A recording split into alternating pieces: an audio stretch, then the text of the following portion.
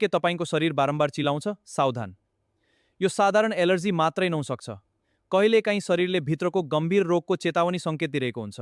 ध्यान दिएर सुन्नुहोस्। नमस्ते, म डाक्टर प्रकाश। यो भिडियो अन्त्यसम्म हेर्नुहोस् र यस्तै जानकारीका लागि मलाई फलो गर्नुहोस्। राति ओछ्यानमा गएपछि शरीर झन् धेरै चिलाउँछ भने त्यो एक्जिमा, एलर्जी वा लुतो जस्ता समस्याको सङ्केत हुन सक्छ। कुनै दाग नै नदेखिए पनि शरीरभरि चिलाइरहेमा यो कलेजो वा मृगौलाको समस्या भएको प्रारम्भिक चेतावनी हुन सक्छ।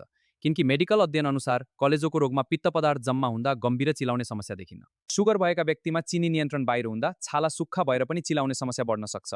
पसिना आउने ठाउँहरू जस्तै घाँटी, काखी, तिघ्रा वा गोप्य अङ्ग वरिपरि धेरै चिलाइरहेमा फङ्गल सङ्क्रमणको सम्भावना हुन्छ, जसलाई बेवास्ता गर्दा सङ्क्रमण फैलिन सक्छ।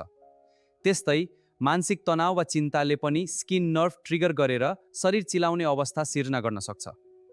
चिलाउने किन हुन्छ भने शरीरमा हिस्टामिन जस्ता रसायन निस्केर नसाहरूलाई उत्तेजित गर्छन्। यसको उपचारमा चिलाउने कम गर्ने औषधि एन्टिहिस्टामिन, छाला नरम राख्ने क्रिम र कहिलेकाहीँ स्टेरोइड क्रिम प्रयोग गरिन्छ। तर मुख्य कुरा भनेको यसको कारण पत्ता लगाएर त्यसको उपचार गर्नु हो, जस्तै लुतोमा विशेष क्रिम वा कलेजो मृगौला रोगको उचित उपचार। समग्रमा चिलाउने आफैमा रोग होइन, तर यो शरीरभित्र वा छालामा भइरहेको समस्याको सङ्केत हो। यदि चिलाउनेसँगै तौल घट्ने, आँखा पहेँलो हुने, अत्यधिक थकान, शरीर सुन्निने वा राति निद्रा नलाग्ने जस्ता लक्षणहरू छन् भने तुरुन्त चिकित्सकसँग परामर्श लिन आवश्यक हुन्छ, किनकि यो भित्री अङ्गको गम्भीर रोगको सङ्केत हुन सक्छ।